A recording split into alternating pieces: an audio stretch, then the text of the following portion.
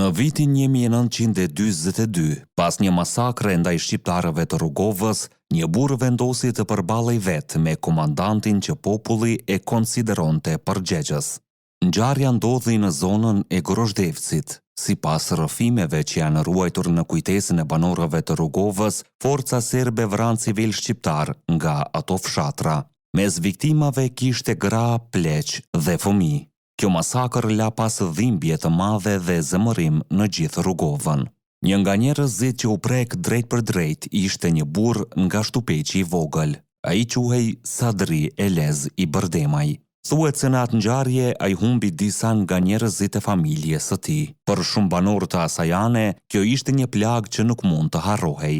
Sipas tregimeve që janë përcjellur nga brezi në brez, Sadriu vendosi të përballej me komandantët që konsideroheshin përgjegjës për atë që kishte ndodhur. Ai shkoi në Grozhdevc dhe i thirrri që ta ndiqnin. Rruga i çoi drejt Pejës. Gjatë një ndalese ndodhi përballja që më vonë do të tregohej në shumë rrëfime të Rrugovës. Sadri Elezi nxori pushkën dhe qelloi komandantin serb ver Kletina, i cili mbeti i vrarë. Personi tjetër që ishte me të tentoi të largohej, por edhe ai u qellua. Ngjarja u përhap shpejt në gjithë zonën. Në një kohë kur shqiptarët nuk kishin mbrojtje dhe drejtësia mungonte, shumë njerëz e panë këtë si një hakmarrje për gjakun e derdhur. Por pasojat nuk vonuan.